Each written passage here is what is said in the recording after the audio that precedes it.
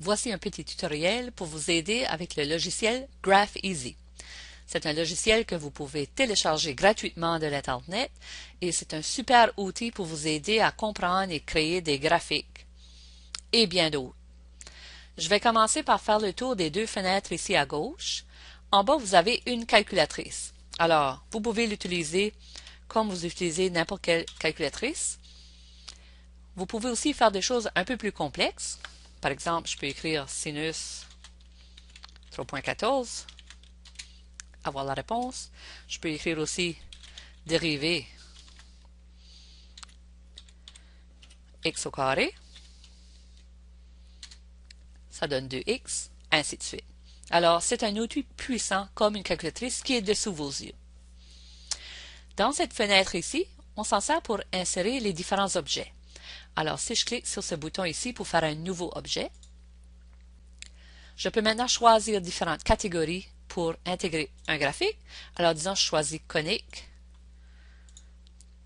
Et puis, j'ai le format de la parabole. Je dois rentrer les données pour les paramètres A, B, C. Alors, disons que je vais mettre 1 pour A, B, je vais mettre 3, et C, je vais mettre moins 4.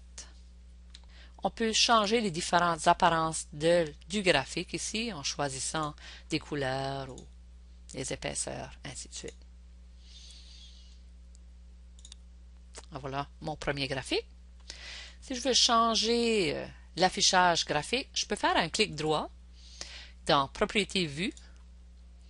Alors ici, je peux choisir X minimum, je vais laisser moins 5. X maximum, je vais aller le mettre à 10.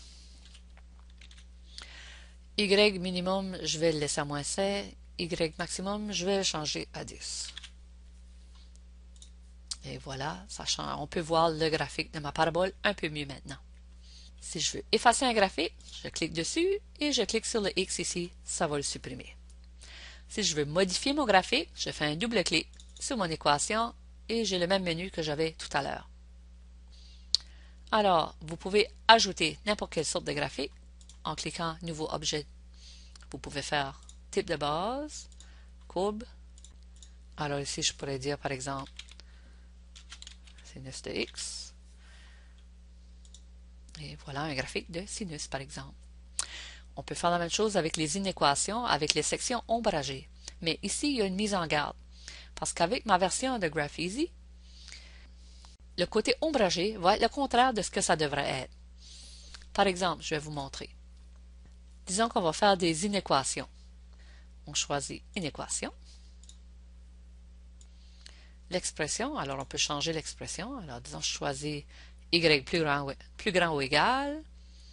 Et puis je vais taper genre 2x moins 1. Bien sûr, on peut changer sa couleur. Oh, je ne vais pas jouer là-dedans. Terminé. Bon. Alors, si vous vous souvenez bien, si on regarde ici, j'avais bien dit y plus grand ou égal à 2x moins 1.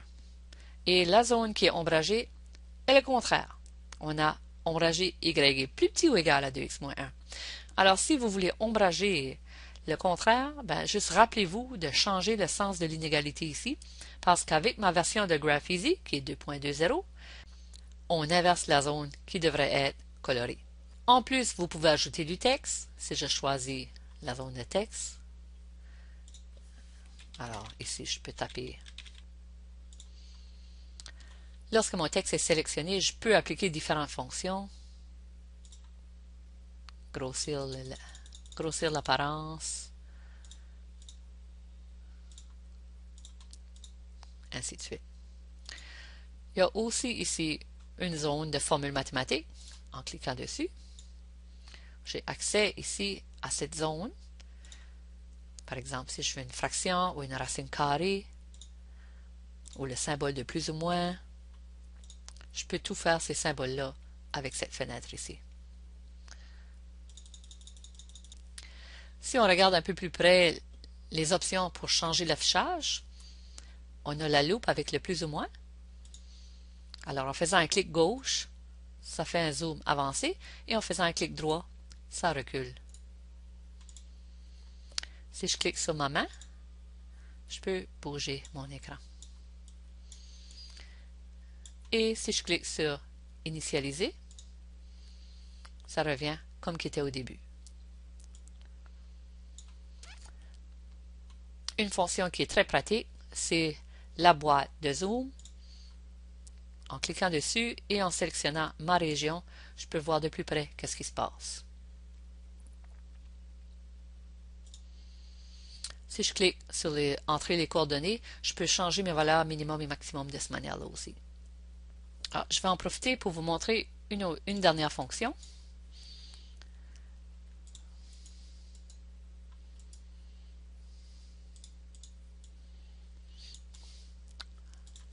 Dans ma calculatrice, alors j'ai sélectionné mon équation. Je vais dans la calculatrice et disons que je tape y de 2. C'est moins 3. Alors lorsque x égale à 2, cette fonction ici va intercepter à y égale moins 3. Si vous voulez effacer la zone de calculatrice, vous appuyez sur F2.